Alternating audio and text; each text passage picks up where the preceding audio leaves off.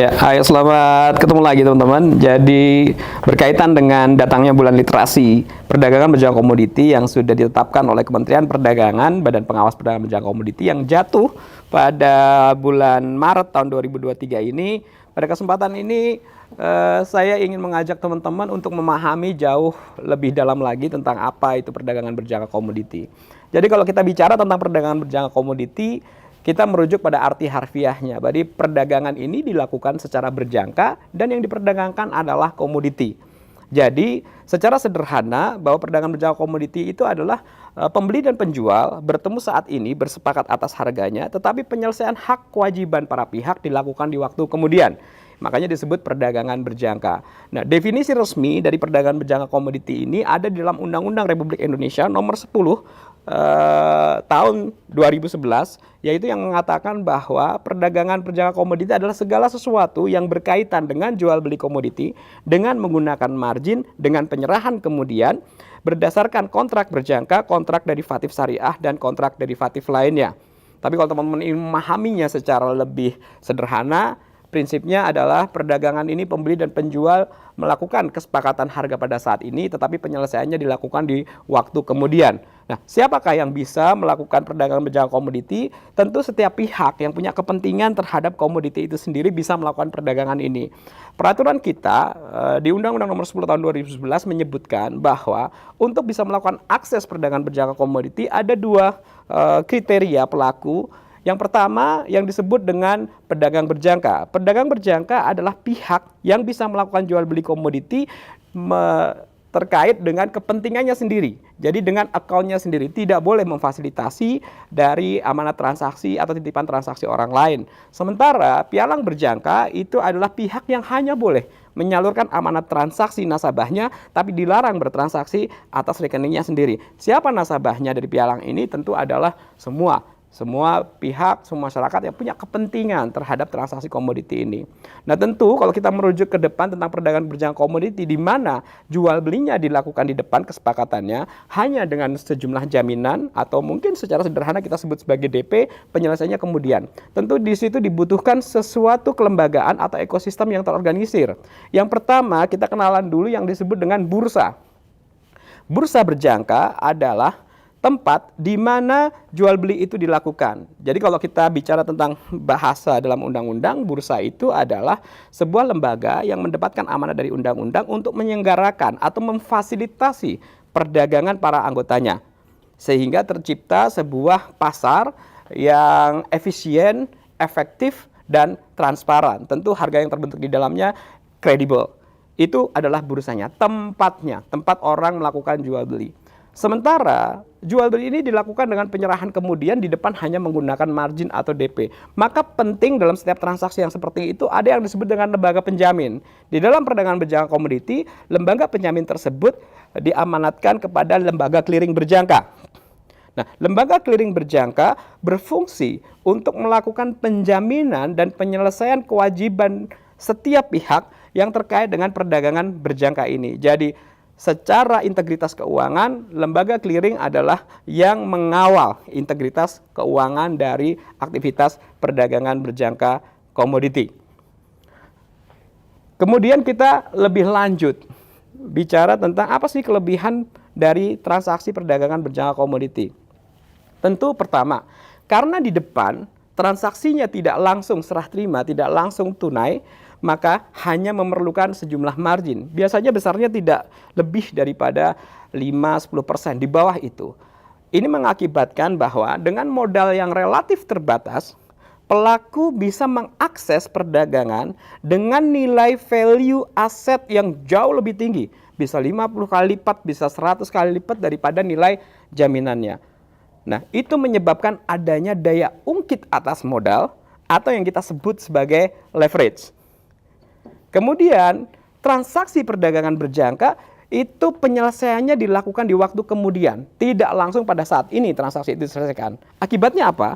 Akibatnya adalah pelaku bisa berspekulasi untuk melakukan tindakan jual dulu, beli kemudian nanti, sebelum kemudian si kontrak jatuh tempo. Ini mengakibatkan di dalam perdagangan berjangka komoditi ada efek yang disebut dengan two ways opportunity atau peluang dua arah. Kalau pelaku berpikir bahwa harga komoditi akan naik, maka dia akan beli saat ini, kemudian jual pada saat harga tinggi. Kalau pelaku berpikir bahwa harga komoditi akan turun, maka dia akan lakukan jual saat ini, kemudian nanti beli pada saat harga lebih rendah. Akibatnya apa? Efek daripada mekanisme yang seperti itu, perdagangan berjangka komoditi selain sebagai wahana untuk tempat pembentukan harga atau yang kita kenal sebagai istilah price discovery, itu juga bisa digunakan sebagai wahana untuk melakukan mitigasi resiko atas fluktuasi dari harga komoditi yang lumayan. Kita sama tahu bahwa harga komoditi itu turun naiknya lumayan signifikan. Kalau harga komoditi naik, maka kita sebagai konsumen akan merasa lebih terbebani karena harus bayar lebih mahal. Sementara kalau harga turun, produsen sebaliknya akan merasa terbebani karena dia harus jual lebih murah. Dengan adanya mekanisme twist opportunity dalam perdagangan berjangka komoditi ini, maka setiap pembeli komoditi ketika dia khawatir bahwa harga komoditi yang menjadi bahan bakunya dia akan bergerak naik, dia open posisi buy sekarang di bursa sehingga ketika harga dia naik, maka sudah ada potensi profit di bursa, itu bisa mengkompensasi kenaikan harga bahan baku yang dialami. Sementara sebagai konsumen, dia bisa ketika dia khawatir misalkan, waduh, ini harga bahan baku saya kemungkinan akan turun, saya punya barang. Maka ketika dia khawatir untuk itu, dia bisa melakukan jual terlebih dahulu di bursa sehingga pada saatnya nanti penurunan harga yang terjadi, dia tidak harus mengalami kerugian karena ada keuntungan yang dihasilkan dari transaksi di bursa. Sehingga dua hal itu bisa saling mengkompensate. Itu mengakibatkan bahwa pelaku perdagangan atau pelaku usaha komoditi menjadi relatif imun, bisa dikatakan, kepada resiko fluktuasi harga ini. Sehingga akibatnya apa? Dia bisa menetapkan perencanaan dalam jangka panjang dan pada akhirnya bisa menambah daya saing daripada si pelaku usaha tadi. Oke, sekarang kita lebih jauh ke kenalan dengan Bursa Komoditi dan Derivatif Indonesia atau ICDX. ICDX itu berdiri sejak tahun 2009 dikarenakan pada saat itu ada sebuah kebutuhan untuk lahirnya bursa yang baru. Tentu hingga saat ini sudah sekian tahun, sudah masuk ulang tahun yang ke-13, ICDX ini sudah banyak perjalanan, banyak sekali kontrak-kontrak yang disampaikan, baik yang digunakan untuk lindung nilai, atau yang digunakan untuk serah terima fisik di pasar fisik, atau kemudian banyak yang digunakan juga untuk kegiatan spekulatif. Makna dari kegiatan spekulatif adalah orang masuk ke pasar hanya fokus pada selisih untung ruginya saja. Jadi di dalam perdagangan berjangka komoditi memang analisa menjadi cukup penting untuk membuat transaksi dia menguntungkan. Nah, pasar apa saja yang saat ini sudah difasilitasi oleh ICDX? Tentu ada 4 pasar. Yang pertama itu adalah pasar fisik. ICDX sudah menyelenggarakan pasar fisik timah itu sejak dari tahun 2013 hingga saat ini. Dan tentu kalau kita bicara tentang keberadaan pasar fisik, salah satu yang harus bisa digarisbawahi adalah sejak 2013 maka transaksi timah Indonesia harus dilakukan oleh para buyer langsung di Indonesia melalui pasar fisik timah ICDX. Artinya apa teman-teman? Artinya sebenarnya itu adalah sebuah prototipe di mana orang kalau mau mengakses komoditi di Indonesia dia harus transaksi di Indonesia melalui bursa di Indonesia. Dalam hal ini khususnya adalah ICDX. Dan kita masih akan mengembangkan pasar-pasar fisik yang lain selain komoditi timah. Yang kedua adalah pasar berjangka dan pasar derivatif. Di dalam pasar berjangka dan derivatif, seperti tadi peruntukannya adalah untuk melakukan lindung nilai, untuk kegiatan spekulatif di satu sisi. Ya tentu kalau ini harus difahami bahwa setiap pasar apapun itu pasti akan ada pihak-pihak yang menginginkan keuntungan semata. Dia tidak terlalu peduli dengan fisik dari komoditinya. Itu juga bisa dilakukan. Kemudian yang ketiga adalah pasar melalui mekanisme penyaluran amanat luar negeri atau yang disebut istilahnya sekarang PALN. Sejak keluarnya peraturan PALN, maka pihak-pihak pelaku usaha komoditi yang ingin bertransaksi atas komoditi tertentu yang tidak ada di list bursa di Indonesia bisa melakukan transaksinya langsung ke bursa luar negeri dengan penjaminan tetap dari lembaga clearing lokal.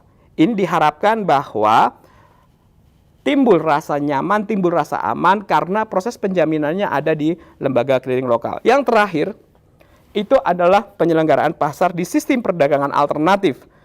Di pasar sistem perdagangan alternatif sudah sejak lama, mungkin 2008 atau 2010, orang-orang sudah mulai percaya bahwa transaksi derivatif harus diatur, harus diawasi. Kita sendiri di Indonesia sebenarnya sejak tahun 2005 sudah menyelenggarakan apa yang disebut dengan pendaftaran transaksi luar bursa, yang kemudian di Undang-Undang Nomor 10 tahun 2011 dikuatkan lagi dengan sistem perdagangan alternatif. Artinya, transaksi bilateral yang terjadi di luar bursa wajib oleh perundangan ditentukan didaftarkan di bursa, dicatatkan di bursa untuk diregistrasikan ke lembaga clearing, sehingga seperti yang tadi saya jelaskan di depan, ada proses penjaminan penyelesaian kewajiban hak dari para pihak dari lembaga clearing. Nah, sekarang dari tadi kita bicara tentang lembaga clearing. Saya ingin mengajak teman-teman untuk pada kesempatan ini untuk kenal lebih dekat lagi, lebih dalam lagi dengan lembaga clearing Indonesia Clearing House.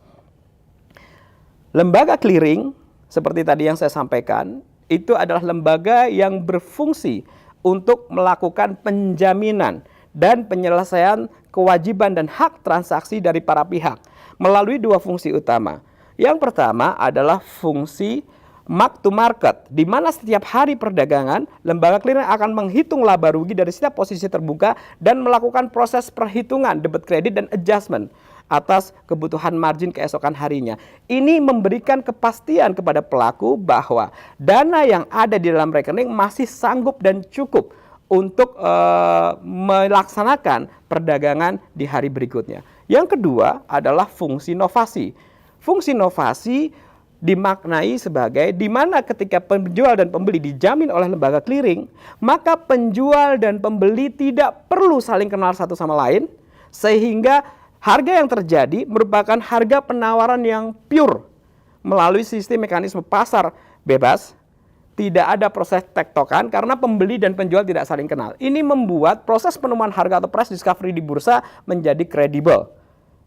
Sehingga pembeli dan penjual hanya cukup meyakini bahwa kalau saya beli, saya jual, ada lembaga clearing sebagai penjaminnya.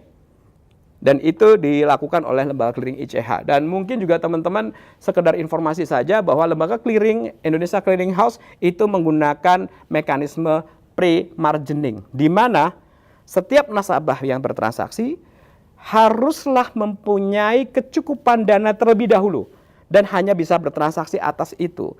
Itu pada akhirnya akan melahirkan sebuah skema pengamanan di mana orang menghindari orang bertransaksi berlebihan daripada kapasitas modalnya.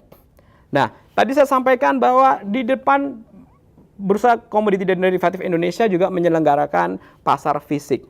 Di dalam aktivitas di pasar fisik, penyelesaian jual beli atas kontrak tersebut dilakukan dengan serah terima fisik. Untuk menyelenggarakan proses serah terima fisik ini tentu akan terkait dengan hal-hal yang bersifat kelogistikan.